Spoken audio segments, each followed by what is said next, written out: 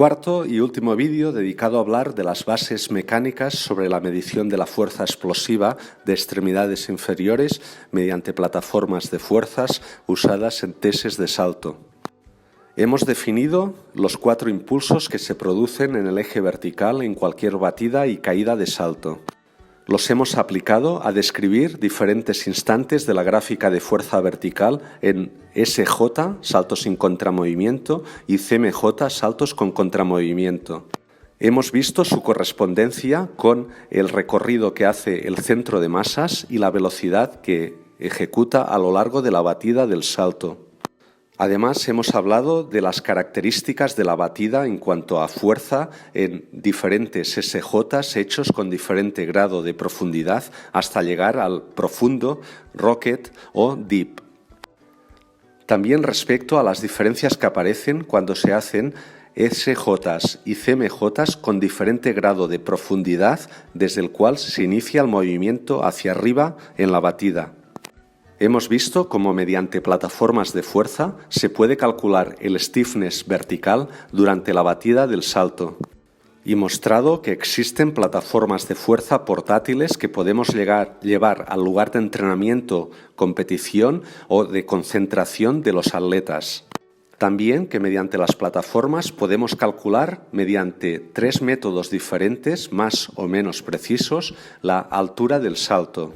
Y hemos hablado de otros métodos menos precisos mediante los cuales también se puede medir la altura de los saltos. En este vídeo primero vamos a hablar de un vocabulario geográfico con el que poder evaluar y analizar cualitativa o semicualitativamente las gráficas de fuerza procedientes de una plataforma de fuerzas, no solo en saltos, sino también en otros tipos de test. Y finalmente acabaremos hablando de una serie de protocolos para emplear en los tests de evaluación de la fuerza explosiva mediante saltos. En rojo está dibujado lo que es un pico o una cresta.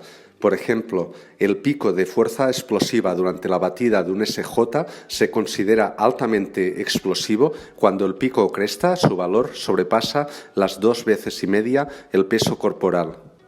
En un CMJ muy explosivo aparecerán 2 picos o crestas, el segundo más marcado, que corresponderá durante la fase de ascenso de la batida del salto, y el primero que estará muy cercano a la zona de máximo descenso y que será más redondeado y más bajo que el segundo. Cuando se dé esto que hemos descrito, hablaremos de un CMJ muy explosivo. En cambio, la mayor parte de personas, cuando realizan la batida de un CMJ, marcan su primer pico como el más elevado, es el más marcado y estará muy cerca de la zona de máximo descenso del centro de gravedad en la batida. En cambio, el segundo pico que se logra durante el ascenso será más redondeado y será de menor nivel. Esto es representativo de un CMJ que no es especialmente explosivo. Una M o sombrero de copa con 2 picos es una imagen representativa de las fuerzas de reacción vertical durante el apoyo en marcha humana. Ambos picos tendrán valores en torno a 1,2 veces el peso corporal y en medio aparecerá un valle con valores entre 0,6 y 0,8 veces el peso corporal. Pueden haber también laderas ascendentes, como la imagen en rojo de la izquierda, o laderas descendentes, la imagen en rojo de la derecha.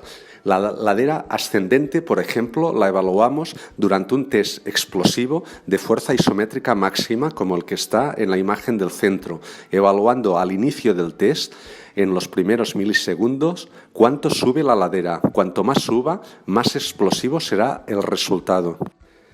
Un valle es el lugar más bajo entre 2 picos o crestas, como hemos denominado a lo que sucede en el centro del apoyo de la marcha humana en las fuerzas verticales. Y una meseta es una línea horizontal, como se ve en la imagen de la derecha. Durante un test de fuerza explosiva y máxima, isométrica de extremidades inferiores, buscamos el valor máximo a lo largo de esta meseta, de esta fuerza isométrica. En un test Abalakov, que es un test en el que se realiza con ayuda de extremidades inferiores y superiores y se realiza con contramovimiento. La ayuda de los brazos se considerará adecuada, correcta, cuando aparezcan 2 picos, el primero más redondeado, y el segundo más elevado, y entre medio no aparezca un valle, sino prácticamente una meseta. Además, esta ayuda de extremidades superiores debe suponer entre 12 o 15 centímetros de más sobre la altura que consigamos con un salto CMJ. Cuando realicemos un CMJ en el cual durante el descenso sobrepasemos la altura idónea con la cual obtenemos el mejor salto posible, obtendremos una gráfica como la que se ve en la figura, con un primer pico que es el mayor y está bien marcado. Entre medio aparecerá un valle bien marcado y un segundo pico que aparece a continuación que será de altura menor que el primero. Aquí vemos juntas varias gráficas de fuerza vertical de reacción a lo largo del tiempo en las batidas de diferentes teses de salto. Por ejemplo, cuando hagamos un CMJ submáximo, aparecerá una gráfica redondeada de un solo pico y cuyo nivel de cresta será más bajo que en otros casos.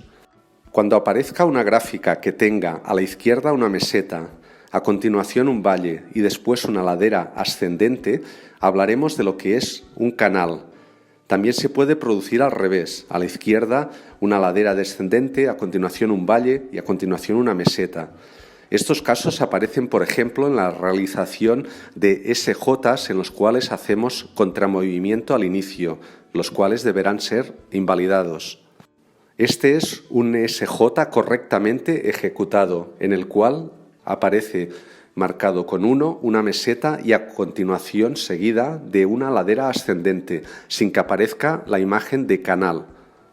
La imagen de dientes de sierra que aparece arriba en rojo a la derecha es representativa de cuando caminamos de forma despreocupada y además descalzos, y aparece en la gráfica de fuerza de reacción verticales antes del pico de impacto o de frenado. Respecto a los protocolos, decir varias cosas. Debería estandarizarse la colocación de los pies, la separación de talones y grado de rotación externa de la dirección de los ejes de los pies. Debería exigirse también que el salto se realice en condiciones de equilibrio y que en el lugar más bajo del descenso del centro de gravedad, tanto en el SJ como en el CMJ o Abalakov, los talones no pierdan contacto con el suelo. Las manos no deberán perder contacto con las caderas durante toda la fase de batida, vuelo y caída hasta la reequilibración. No habría problema porque durante el vuelo se hiciera algún extraño siempre y cuando las manos no pierdan en ningún momento contacto con las caderas y se caiga en la misma posición o parecida a la cual se encontraba el cuerpo al final de la batida.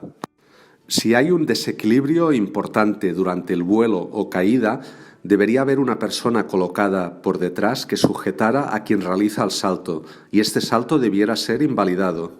El grado de descenso previo en un CMJ o de partida de la batida en un SJ puede ser o no estandarizado.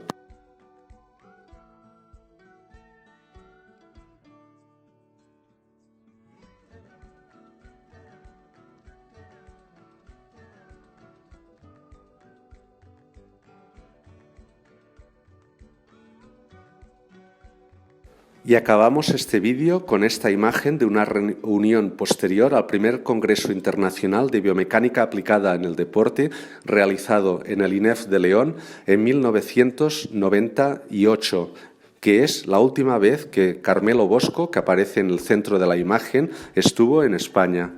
Espero que se haya entendido todo bien.